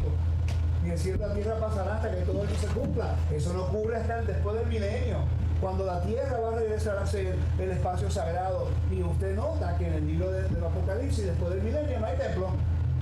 ¿Verdad? Usted nunca se ha preguntado por qué. ¿Cuántos se han preguntado por qué? Todos lo saben, porque nadie se ha preguntado. ¿No se han? Ok, porque después del milenio, la tierra va a ser restaurada y la autoridad dada a Dios de nuevo. 1 Corintios 15. Entonces, la tierra se convierte de nuevo en un templo como ocurrió en Génesis 1, 2 y 3. ¿Sabían ustedes que Génesis 1, 2 y 3 es un texto del templo? La tierra se supone que fuera un templo de Dios, pero el pecado profanó el espacio sagrado. Y por eso es que el Mesías viene a restaurar la tierra. ¿Para qué? Para que Dios pueda morar de nuevo como lo hizo en el jardín. Él caminaba en el beso del día, ¿no? Eso es lo que quiere hacer, regresar de nuevo. Imagínate eso. El Eterno quiere morar entre medio de nosotros. Y entonces nos enseña el templo para aprender su santidad. ¿Cómo es posible que Él pueda morar entre nosotros si no entendemos los niveles de santidad? ¿Cómo es posible que queremos que Dios more entre nosotros? Oh no, que Él está dentro de mí, yo soy un templo, pero comemos cerdo. No tiene lógica. El cerdo profanó el altar cuando vino Antíoco y tuvieron que destruir ese altar. Pero ahora, porque yo acepto a Cristo, ahora yo puedo comer cuanto marisco y cuanto cerdo, porque el Espíritu de Dios mora en mí. Cuando la Biblia ha probado que a ningún lugar profano puede tener la presencia de Dios. Nada. Queremos ser el templo, pero estamos profanos, no tenemos la menor idea del mandamiento de santidad. Entonces nos preguntamos por qué los judíos no quieren saber nada de nosotros. Los judíos no quieren saber nada de nosotros. Y cuando decimos, no, que yo amo al Dios de Israel, así déjame verte. Jamón y queso. Ok. Eso es lo que ellos ven. Yo recuerdo a un rabino que me dijo, no me digas cuánto tú amas al Dios de Israel, enséñame cuánto tú amas el mandamiento del Dios de Israel. Déjame ver cómo tú caminas en el mandamiento y yo sé a quién tú amas. Shema Israel, Adonai Eloheinu, Adonai Echad. ¿Me sigue? Oye Israel, sabemos eso, ¿no? Si yo no amo a mi esposa con mis acciones, yo no necesito esta sortija. Yo sé que yo estoy casado. La sortija no es para mí. La sortija es para que me dejen tranquilo. Estoy comprometido. Tú no tienes que verla, ella es mi esposa. ¿Me sigue? Y si yo llego sin esto a mi casa, ¿me estás siguiendo? Por eso es que el mandamiento del Shabbat está conectado con el templo. Por eso es que dice reverenciar mi templo y mis reposos y mis días santos. Es interesante que en la iglesia ni estudian el templo ni guardan el Shabbat. Por eso es que no saben lo que es santo. Te voy a dar un ejemplo. No, que yo he sido lavado en la sangre de Cristo. Prepárense, pónganse el cinturón de seguridad. No, que yo soy lavado en la sangre de Cristo. Pero tú nunca ves en ningún lugar en la Biblia, ningún lugar donde dice que somos lavados en la sangre, en ningún lugar en el templo. Apocalipsis capítulo 1.5. Vamos a buscarlo. Capítulo 1.5, a ver qué dice ahí en toda la Biblia. En toda la Biblia no dice lo mismo. Apocalipsis 1.5. A ver cómo lee tu Biblia. Aquí dice, y Yeshua el Mesías, el testigo fiel, el primogénito de los muertos, el soberano de los reyes en la tierra, el que nos amó y nos lavó de nuestros pecados con su sangre. ¿Ok? Pero vamos a ver qué versión dice ahí. ¿Cuál es la versión suya? ¿Cuántas versiones dice nos libró? ¿O nos libertó? ¿Cuál es la otra palabra? Libertó, libró. Entonces yo no entiendo. ¿Cómo llega lavado ahí? No tiene lógica. En el templo no había nunca nada en el altar que era lavado con sangre. Eso solamente lo hacían los paganos en Roma, en Grecia y en Persia. Y en Egipto. Ellos lavaban las cosas con la sangre, porque pensaba que la sangre mantenía a los espíritus malignos fuera de sus templos. En el templo todo era rociado con la sangre. La palabra rociado con la sangre aparece solamente en el libro de Hebreos. Y el libro de Hebreos tiene que ver con el día de expiación. Por cierto, aquí en la santificación de los sumos sacerdotes, en el libro de Éxodo, nos dice rociar la sangre. Entonces estamos utilizando un vocabulario, no que yo soy lavado con la sangre de Cristo. Estamos utilizando un vocabulario de taurobolismo de griega romana, completamente pagano, de los dioses infranos. ¿Están viendo? Porque hay un problema. Pero si entendemos el templo podemos ver las diferencias. Eso no quiere decir que no hemos sido rociados simbólicamente con la sangre del Mesías y que hemos sido redimidos. ¿Usted ha sido rociado con la sangre del Mesías literalmente? Ninguno hemos sido, ¿no? Simbólicamente sí hemos sido. ¿De dónde se saca eso? De Éxodo 34, cuando Moisés bajó de la montaña en un día de expiación, tomó mitad de la sangre, la roció en el altar y la roció en el pueblo, conectando la autoridad de Dios con el pueblo. Tú hablas en contra del pueblo, hablas en contra del altar, está hablando en contra de Dios porque hay un convenio entre los dos. Si tocas el templo, tocas el pueblo. Si tocas el pueblo, tocas el templo. Están todos conectados. ¿Eh?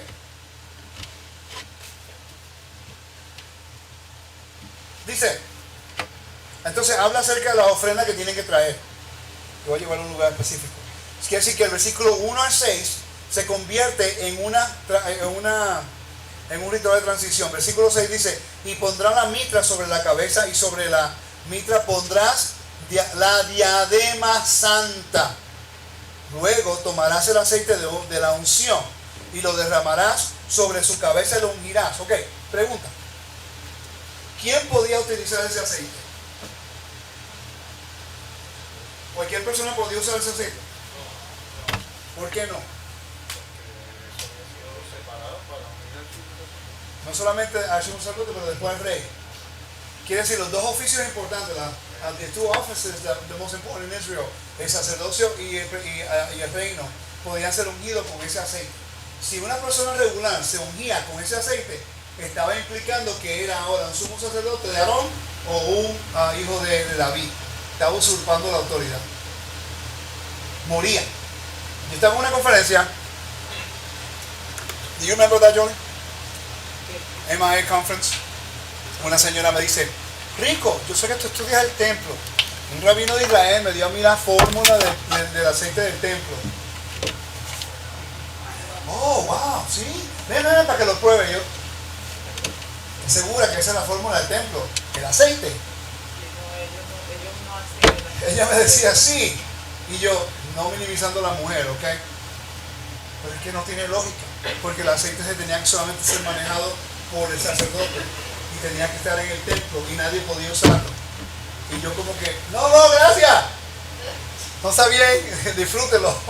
Yo ni lo toco, porque si esa es la fórmula que fue dada a Aarón, y ella lo tiene, ella está usurpando la autoridad de la Torá, y el que se lo dio también es culpable. O sea, no porque queremos ser ungidos con aceite, no quiere decir que vamos a utilizar el aceite separado con un propósito en la Biblia para ungirnos. Ahora, eso no quiere decir que usted tenga aceite de oliva en su casa y lo use para un punto de contacto en una oración. Estoy hablando de aceite regular. Estoy hablando de aceite que fue separado con un propósito para ungir a los sumos sacerdotes y a los reyes. Ya eso cambia de legalidad. ¿Sabían ustedes que en el antiguo Medio Oriente la unción de aceite no era único en Israel? ¿Está pasando bien, no? Lo hacían en Egipto, lo hacían en Asiria, lo hacían los hititas. Era una forma de legalizar y de legítimamente darle la autoridad a esa persona para ejercer ese oficio. Era la forma de decir, ok, esta persona ha sido ungida para hacer esa función al frente de todo el mundo. ¿Ok? Hoy día lo hacen en la iglesia.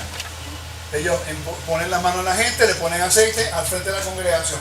Cuando se termina la oración y el ritual de transición, ya todo el mundo sabe en esa congregación que esta persona ha sido sancionada, separada para hacer esa función. Y de ahí en adelante tiene toda la autoridad que se le ha dado por los días. Es el mismo, lo mismo. ¿Ok? Entonces, dice el versículo 5 y 6.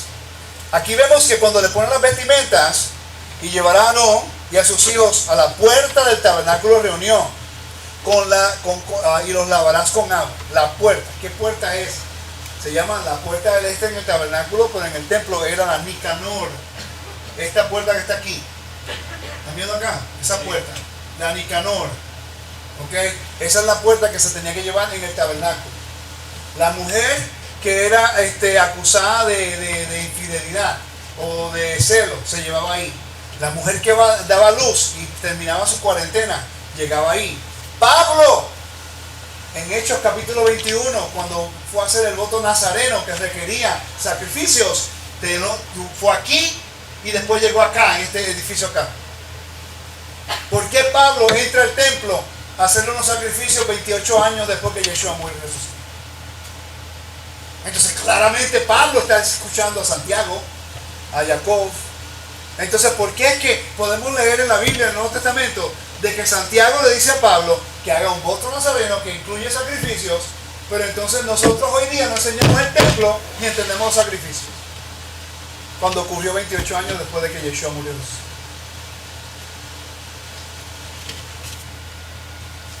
No puedo hacer el comentario, lo estoy pensando ahora mismo. Porque yo entiendo que todos nosotros estamos pasando por un proceso. Pero le voy a dar un consejo a los líderes, como tu hermano te lo dijo. En algunas cosas que nos paramos al púlpito, tengan mucho cuidado cómo lo presentan. Pues cuando tiene que ver con el templo, es una gran cosa que puede afectar a toda la comunidad. Porque ya esto es legal. Ya no es una teología, ya no es algo que yo prefiero esto. No, es una legalidad bíblica que puede causar caos.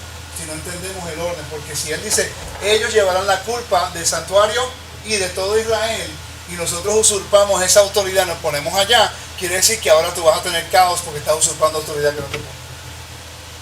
Algo muy, muy interesante, curioso. Versículo 9, dice, le ceñirás el cinto de Aarón y a sus hijos, y les atarás las tiaras, y tendrán el sacerdocio por derecho perpetuo. Así consagrarás a Aarón y a sus hijos, perpetuo. Ahora hay un argumento dentro de los teólogos cristianos que ellos te identifican lo que es leolam o olam. La palabra olam puede significar para siempre o un tiempo específico. Es verdad, tienen toda la razón. Y eso a mí como que me causaba un poquito de problema al principio. Yo, pero si es leolam, hasta que empecé y comencé a estudiar lo que se llama los reinados del Antiguo Medio Oriente. Por cierto, el presidente de ahora es un ejemplo perfecto. Cuando el presidente tomó el control, él comenzó a desmantelar todo lo que Obama estableció. Lo desmanteló completamente, ¿ok? Quiere decir, pero si Obama se hubiera mantenido como el presidente por los próximos 40 años, quiere decir que todos esos decretos que él estableció, o las leyes que pasó cuando estaba presidente, se mantienen vigentes hasta que venga otro y lo cambie. ¿Me está siguiendo? Quiere decir que la vida de esa ley está vigente hasta que el rey estuviera con vida. Cuando la Biblia usa la palabra leolam va'ed, para siempre jamás, está basado en el concepto que mientras el rey viva, en este caso el rey del creador de la tierra, esto está vigente. Por eso que Yeshua dice, ni una jota ni una tilde pasará hasta que los cielos y la tierra pasen.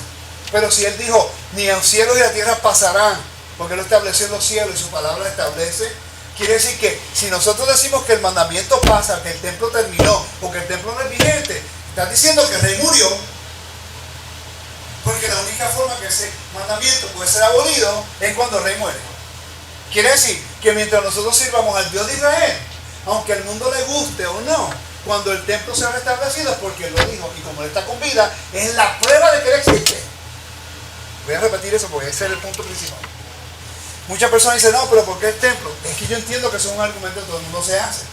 Esa va a ser la verificación de que el Dios de Israel es verdadero y que todavía existe. Porque si él lo dijo 3.700 años atrás, y viene y alguien construye el altar mañana en Jerusalén, en el lugar donde se supone, verifica y prueba la existencia de Dios y que él vive todavía. Porque aunque destruyeron el templo, fue restaurado.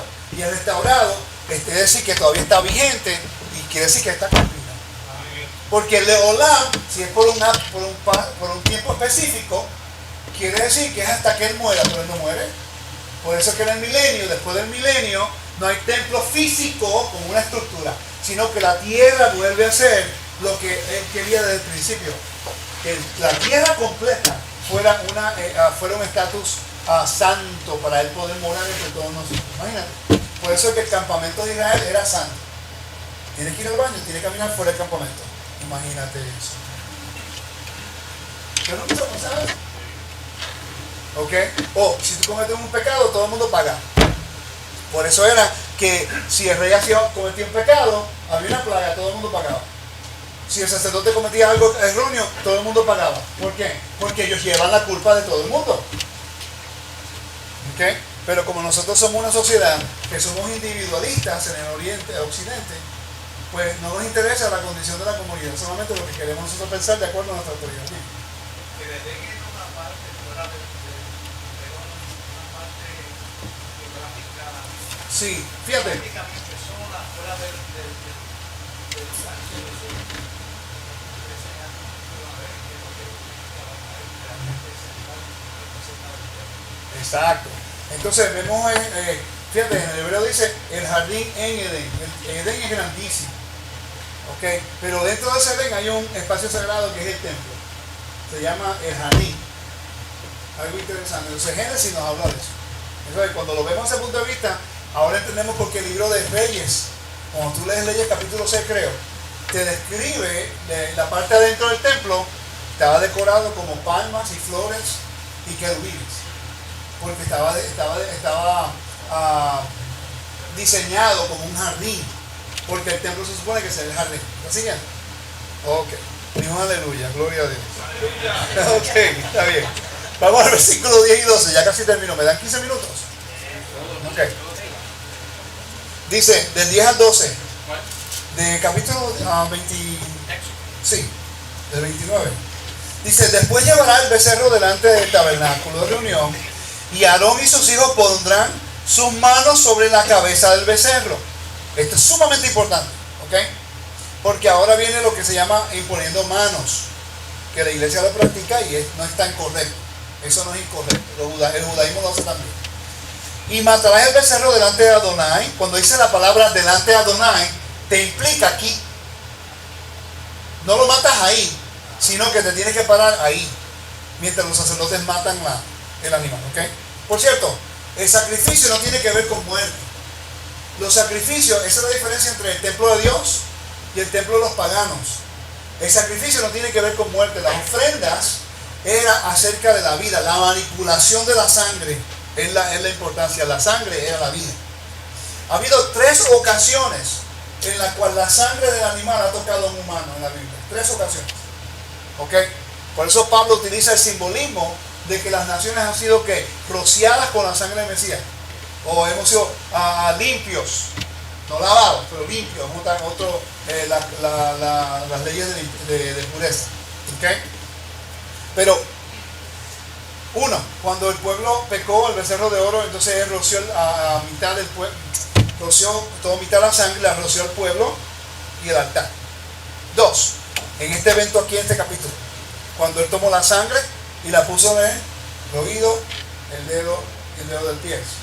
Y el leproso, cuando un leproso hacía un ritual de transición de la muerte a la vida, de sanidad de lepra, era el aceite y la sangre era el mismo ritual para incorporarlo a la comunidad. 3 veces nada más, en ninguna de las ocasiones fueron lavados con la sangre. ¿Ok? ¿Estamos claros en eso, no?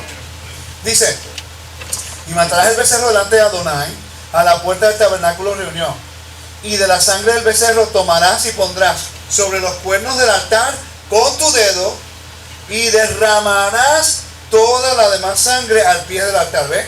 O la derramas o tú lo pones con tu dedo en los cuernos, pero tú no lavas nada. ¿Ok?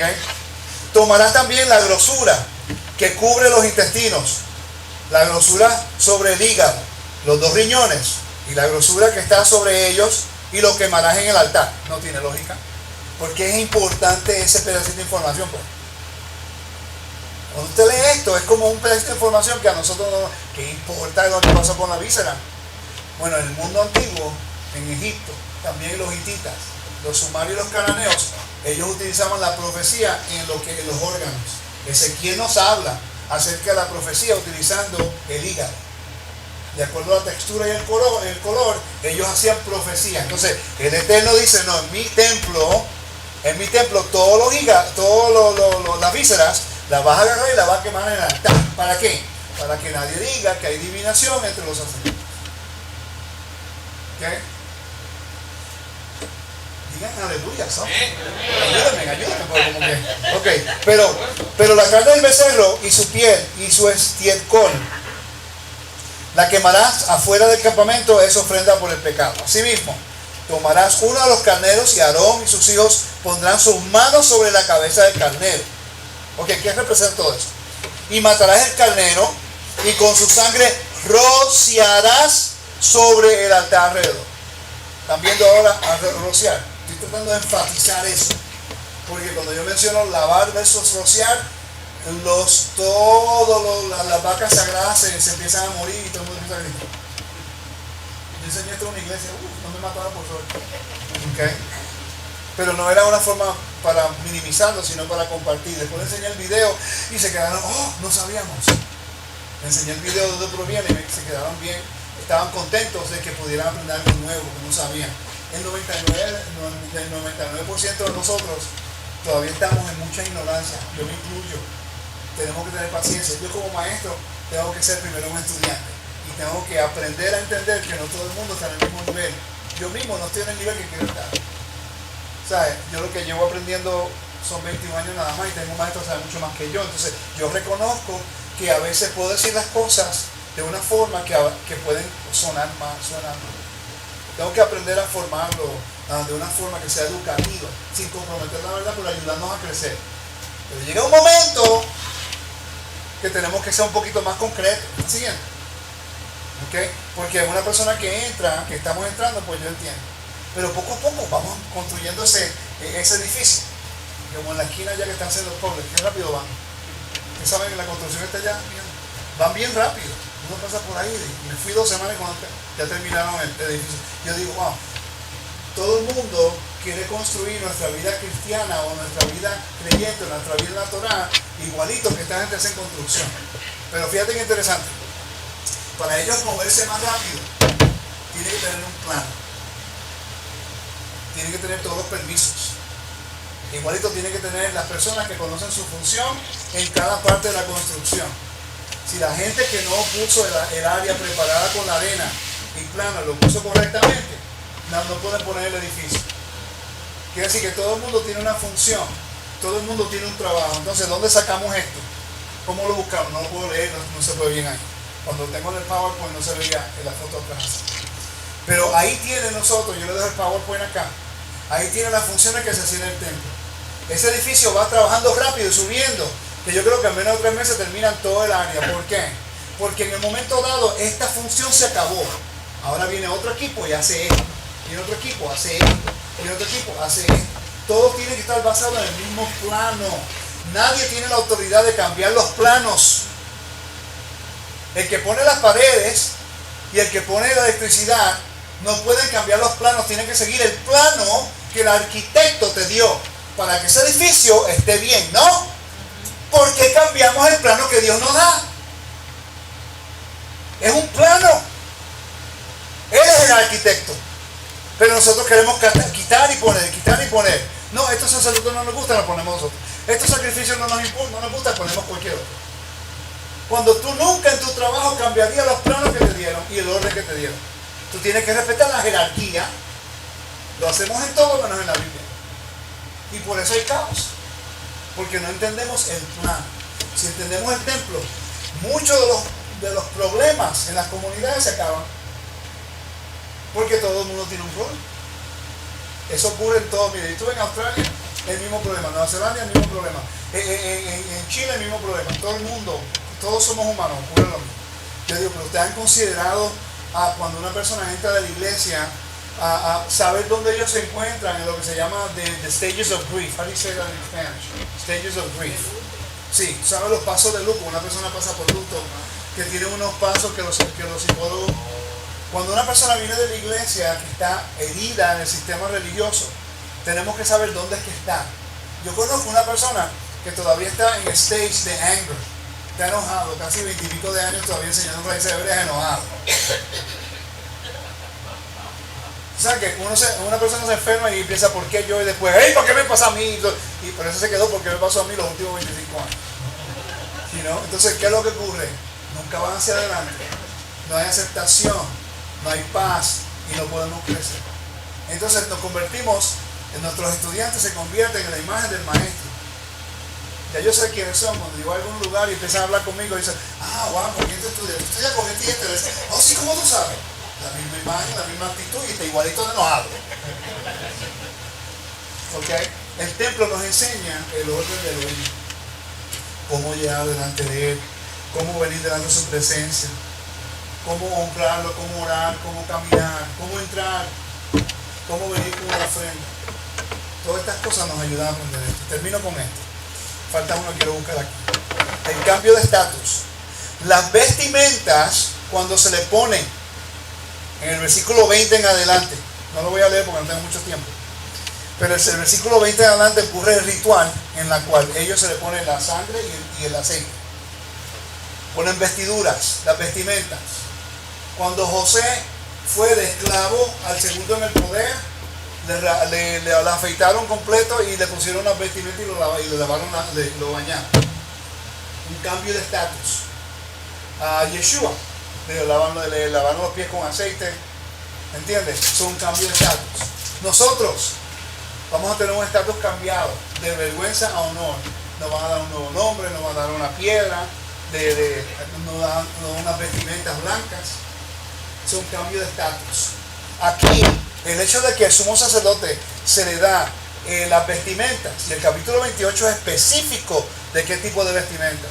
Por cierto, el how do you say wool, lino y lana. Lana y lino y lana. ¿Ok? Israel no se suponía que mezclara los dos, pero el sacerdote sí. Entonces la gente dice, pero ¿por qué los israelitas no pueden mezclar el lino y la lana? El linen and the wool. Porque ya eso había sido separado para como unas vestimentas de alto nivel de estatus para ellos, los sacerdotes. ¿Me estás siguiendo?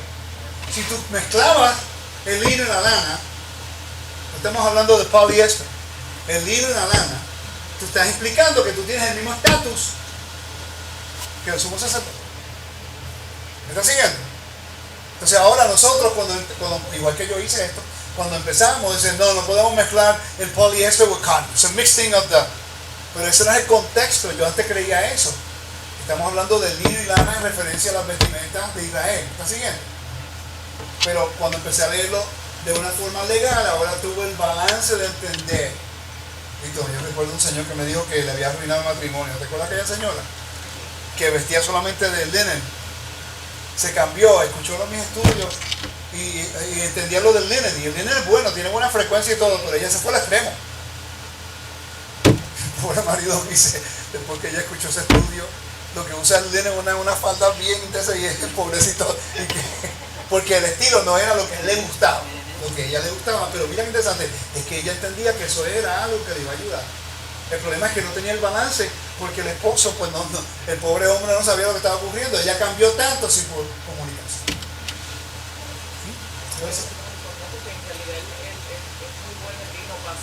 El lino es buenísimo. Sí, la frecuencia tiene frecuencia y cosas así. Pero aunque el lino y la lana es buena, tiene una frecuencia y otras telas no tienen esa frecuencia. Sabemos eso. Pero en la forma que ella lo aplicó se fue a un extremo. ¿Pero por qué? Por el deseo de querer hacer lo correcto. ¿Me está siguiendo? A veces nosotros nuestro deseo de hacer las cosas bien lo hacemos mal. Es un balance. ¿Y qué nos enseña? El templo. ¿Ah? I can hear you. No es aplicable ahora porque no hay templo y no se asume. Están aplicables. Ahora podemos nosotros decir que no queremos usar ciertas telas porque no es saludable. Obviamente. Pero eso de mezclar lino y eso no es aplicable porque no hay templo. ¿Me está siguiendo? Pero hay gente, ese es un ejemplo que la gente lo ve y el deseo de obedecer, entonces se pone extremistas. Entonces ustedes no saben cuáles son los mandamientos que se aplican para hoy y los que no se aplican para hoy. Ese es el buen punto que traíste, porque cuando yo aprendí eso en algunos mandamientos, yo tengo la lista, te la voy a enviar por PDF, ¿okay? Para si le haces copias y entonces te dice cuáles son los mandamientos que son aplicables hoy día en la dispersión y te explica cuáles son los que no son. Y ahí tenemos una idea. Ahora, no quiere decir que no pueda haber una aplicación espiritual para nosotros aprender de que no se aplique, pero no podemos aplicarlo como un mandamiento en la dispersión cuando se aplica. Yes, dígame. Tengo una pregunta. ¿El primer sacrificio se hace en el antiguo de ley? Bueno, fíjate qué interesante. La Biblia no lo dice, pero como que lo implica porque hubo como un... Pero no te dice que hubo uno, pero como que lo implica porque hubo animales que... Pero seguidamente, después que ellos son expulsados, hasta que se hace el templo, en ese periodo, ¿cómo es? ¿Había sacrificios? Sí, había sacrificios. Recuérdense en Génesis 15, cuando Noé salió del arca, él construyó un altar. Y por cierto, en Génesis capítulo 7, 5, 6, 7, te dice que Noé tomó parejas de los impuros y 7 de los puros. Quiere decir que está haciendo una separación de los animales aceptables. Entonces, cuando sale del arca, él construye un altar y hace sacrificios, utilizando los animales puros. Exacto. ¿Ven? Ahora, no había un templo físico, pero sí había un procedimiento de cómo venir a adorar al Creador. ¿Ok? Perfecto.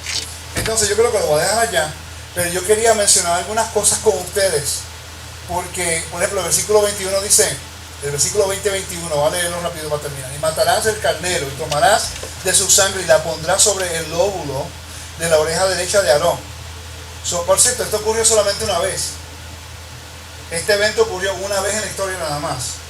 El momento que ungieron a Aarón y a sus hijos, de ahí en adelante todo el mundo sabía que ellos eran ungidos, no tenían que hacerlo cada vez. ¿Me siguen? Ok. Dice, con la sangre que está sobre la... Dice, Aarón sobre el lóbulo de la oreja de sus hijos, sobre el dedo pulgar de las manos derechas de ellos, y sobre el dedo pulgar del pie derecho de ellos, y rociarás, ¿ves? Rociar la sangre sobre el altar alrededor. Quiere decir que hay un indicador, que hay una conexión. Aarón, la sangre, el altar, que es la autoridad de Dios. Ya eso es oficial. Ahora nadie puede romper eso. Porque si tú llamas eso ilegal, entonces Hebreos capítulo 10, 26 dice que todo lo que transgrede la Torah muere irremisiblemente. ¿Verdad? Ok, porque es un mandamiento. Y dice el versículo 21, y con la sangre que estará sobre el altar y el aceite de la unción, rociarás sobre Aarón, sobre sus vestiduras, sobre sus hijos y sobre las vestiduras de estos, y él será santificado. Wow, eres santo, santificado, y sus vestiduras y sus hijos y las vestiduras de sus hijos con él, tan consagrado. Versículo 22, luego tomarás el carnero, la grosura y la cola y la grosura que cubre los intestinos, la grosura del hígado, los riñones y la grosura de esto y la espaldilla derecha, pues el carnero de consagración. ¿Okay? Entonces empieza a hablar del sacrificio. Cuando vamos al versículo 20 al 37, te habla de cuántos días. Versículo 30, por 7 días las vestirá el que de sus hijos tome su lugar como un sacerdote, cuando venga al tabernáculo de reunión para servir el tabernáculo. ¿Ves? Por eso era que los sacerdotes, cuando caminaban en Jerusalén, no usaban las vestimentas. ¿Por qué? Por este versículo, porque dice, por 7 días las vestirá el que de sus hijos tome su lugar como sacerdote, cuando venga al tabernáculo. Por eso ahora entendemos que en el primer siglo los sumos sacerdotes no caminaban por la calle en Jerusalén usando las vestimentas del sumo sacerdote, pero como todo el mundo sabía quién era, los respetaban. ¿Están siguiendo? Basado en ese versículo, cuando vemos una película acerca del primer siglo y vemos al sumo sacerdote caminando por la carretera de Jerusalén con las vestimentas del sumo sacerdocio, es incorrecto, porque era santificado para el servicio en el templo, que es el jardín.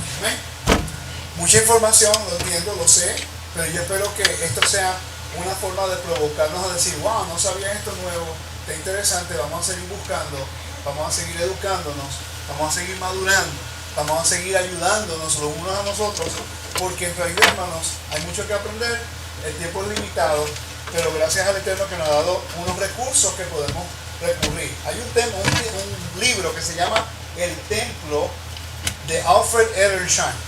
Yo lo tengo en mi teléfono, que lo conseguí gratis en el internet anoche. Si usted lo quiere y tiene un Apple Phone o un iPad, yo se lo paso. Mi sugerencia es que lo lean.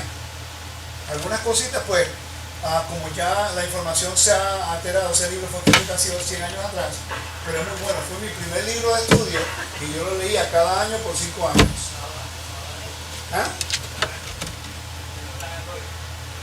Pero aquí se ha hecho en mi email. ¿Ok? Así que yo espero que en este día, esta parashá, pueden ver la magnitud de información que se encuentra, ¿verdad? Cuando la leemos es un poco aburrido, que las vestimentas, que el hilo, que los cordones, hay que decir lo correcto, dije cordones, los cordones, ¿ok? Entonces te empieza a explicar cada piedrita y esto, y tú dices, pero ¿por qué tanto detalle? ¿Por qué la grosura? ¿Por qué esto? Entonces nosotros tenemos que parar y pensar, si lo estás repitiendo tantas veces, es posible que en aquel tiempo esas cosas representaban algo que nosotros estamos ajenos hoy día. Y vayamos y investiguemos. Eso fue lo que me causó a mí el estudio del antiguo Medio Oriente. ¿Sabes lo que fue? Estaba haciendo un estudio en mi página de los mandamientos en las parashá. Y llegué al mandamiento que los sacerdotes tenían que usar las vestimentas hasta los tobillos para que no exponer su desnudez. ¿Y por qué una rampa, no escalones? Y yo enseñaba una rampa de Dios, unos escalones no es, pero no sabía por qué. Pero llamé a mi amigo y estuve toda la semana buscando la respuesta y no conseguí ninguna. Llamé a mi maestro de hebreo en aquel tiempo, Johan Levi, que es el estudio antiguo Medio Oriente y ahora está en Jerusalén. Y yo le digo, Joel, esto tiene que tener un contexto. ¿Por qué tenían que usar las vestimentas hasta los tobillos que no se vieran la desnudez? ¿Qué significa eso? Esto es lo que me tomó toda la semana. Él hace esto. Se volteó, agarró el libro, abrió la página. Porque en Sumaria, en estos lugares, los sacerdotes vestían desnudos a sus sacerdotes. No tenían ropa. En menos de 30 segundos me dio la respuesta utilizando el contexto antiguo. ¿Sabes lo que yo hice? Yo paré mis estudios y volví a estudiar el antiguo y me comencé a estudiar el antiguo Medio Oriente. Si él consiguió la respuesta tan rápido. Y los dejo con esto, porque Pesach viene ahora. En Pascua se va a dar cuenta que hay 7 días de pan sin levadura. Pero en todo el año no se encomienda a que se haga eso. Solamente en la primavera. ¿Por qué? ¿Por qué solamente pan sin levadura durante 7 días en la primavera, específicamente en el mes de marzo o abril? En el antiguo Medio Oriente iban del invierno, que es muerte. La primavera es cuando vienen las lluvias. Ellos pensaban que la lluvia era el espermatozoide de Baal. Y la tierra, la madre tierra, de ahí es donde proviene, Mother Earth, proviene de que en el antiguo Medio Oriente la tierra recibía la espermatozoide de Baal, los frutos, y ahora los primeros frutos eran dedicados a los dioses. El Eterno dice a Israel, no, los primeros frutos me los das a mí, para que el mundo sepa que yo soy el que te provee la lluvia, que te doy el vino, que te doy el aceite, que no es Baal y no es Asherah o Astarte. Entonces, en Egipto hay un mandamiento que dice que no tocarás el cerdo porque es una abominación para el Eterno. ¿Por qué? Okay, solamente los cananeos y los egipcios practicaban algo muy interesante, pero los egipcios no comían cerdo. Era algo que era abominable para ellos tocarlo y comerlo también, excepto una vez al año. Una vez al año en la primavera, por lo que yo entiendo, la luna llena del mes de Aviv, ellos hacían un ritual, supuestamente, de lo que pude entender, el ritual que ellos dedicaban un cerdo a Osiris y comían la carne. Si no tenían la carne, pues entonces ellos hacían una ofrenda de pan con levadura. ¿Me están siguiendo? Como una ofrenda de fertilidad en el tiempo de Pascua. Cuando el Eterno le dice a Israel, este va a ser el principio de años agricultural para las fiestas, pero tú no puedes guardarlo como lo hacen los egipcios ni los cananeos. No quiero levaduras en ningún lugar. ¿Por qué propósito? Para que no digan que tú estás adorando a los dioses de los egipcios y los dioses cananeos. Ahora, cuando van de Pesach, que estén limpiando en sus casas la levadura, que mucha gente no lo quiere hacer porque es una tradición, trátenlo para que usted vea, porque el ritual de limpiar la casa de la levadura nos enseña algo muy importante. A veces que uno piensa que tu vida cotidiana está perfecta, que no hay pecado en nuestra vida. Es igualito cuando uno limpia su casa de levadura y tú piensas que ya está preparado para Pesach, para el día de la redención, y de repente una semana más tarde, después de Pesach, encuentras levadura en una esquina de tu casa. Es como si hubiera un pecado en tu corazón que no lo encontraste, no lo pensaste. Es con el propósito de usar cosas físicas para enseñarnos las cosas espirituales. Que el Eterno bendiga los guarde. Shabbat Shalom.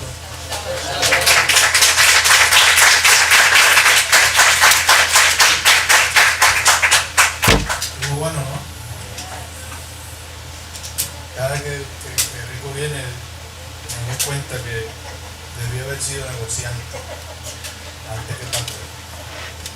Pero el Eterno es misericordioso. Qué bueno que podemos aprender estas cosas, ¿verdad? Yo sé que nos llenaron tanto la cabeza de religión que a veces vemos estas cosas, ¿verdad? Porque veíamos las cosas de una manera y a veces son tan sencillas, ¿verdad? No que haya cosas complicadas como la genealogía, ¿verdad? Pero hay cosas que a veces las rechazamos y es sencillo. Mire que cuántas veces nosotros decíamos, como Pablo citaba, ¿no? Las cosas espirituales se aprenden, ¿verdad? En lo común, en lo que así razonamos. A veces queremos espiritualizar tanto las cosas que obviamos lo correcto, la esencia de las cosas tan sencillas, ¿verdad? Así que, Mira, en diciembre vamos a tener el segundo templo en español acá. Segundo curso. Segundo curso del templo. el segundo templo en diciembre. No, el curso. En diciembre, ¿no está la fecha todavía? Sí, tenemos fecha, pero no recuerdo. Ok, mire, bien sencillo. Si usted anhela o desea seguir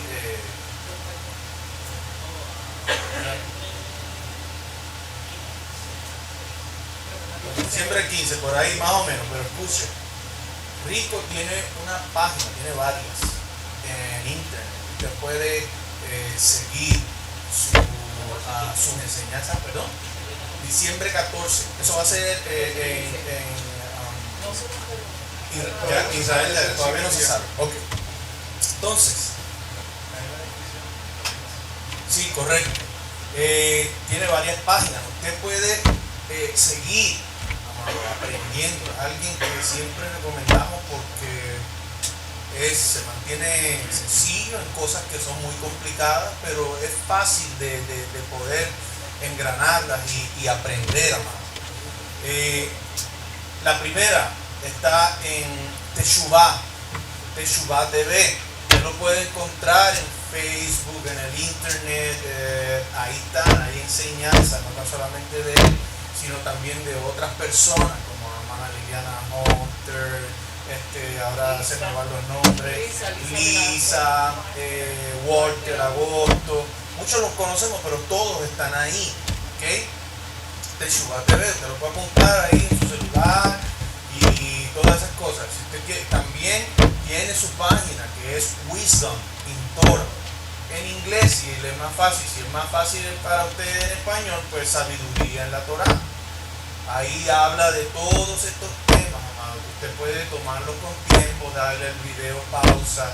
Usted sabe que es lo bueno de Rico, que aunque una persona ocupada, usted le escribe y él te va a contestar en algún momento. Si tenemos alguna duda, lo podemos hacer. Recuerdo la primera vez que yo lo llamé, yo no sabía quién era, ni yo tampoco. Yo creía que vivía por allá, por Nueva Zelanda, y vivía al lado de aquí, en Dow. Yo estoy aquí, en Florida. Sí, ven el sábado para casa. Este hombre es raro, no me conoce, me está invitando a la casa y uno no sabe si es un loco de esto que me secuestra. Pero es accesible, amado, es accesible. Así que, como él decía, no hay excusa, no lo sabemos todo. Yo cuando escucho estas cosas a veces le da un temor. Uno dice, Padre, que yo no esté hablando. Pero qué bueno es que podamos por lo menos tener ese pensamiento. Hay gente que ni tan siquiera llega a tenerlo. Y poder uno validar, volver para atrás, decir lo que predicaba era una aberración. No, ahora, ¿verdad? Así que, por favor, usted puede, si quiere conocer de las fiestas aún más, si usted está comenzando, hay recursos. Y es maravilloso poder ver que muchas cosas de las que aprendimos realmente eran mucho más religiosas y mucho más difíciles de lo que realmente es la escritura. Esto es algo de una vivencia. Simplemente nos enseña a saber vivir y a vivir bien. ¿Ok? ¿No? Amén. Ajá, ok, vale. Así que vamos a ponernos de pie, vamos a darle gracias al Eterno por esta enseñanza, por su palabra. Después de esto también tenemos algunos alimentos, amados, y es maravilloso. Hace algunos años atrás, muchos de nosotros, incluyéndome a mí, pero yo voy a hablar por mí, criticábamos el Shabbat y realmente es un gozo. Qué bueno que existe el Shabbat. Que podemos descansar y que el Dios que nosotros le servimos, a diferencia de muchos jefes, patrones, amigos, etcétera, etcétera, que no les importa nuestro descanso, y nos ha ordenado a que separemos un día para Él. para olvidarnos quizás de nuestros deberes y de todas las cosas que están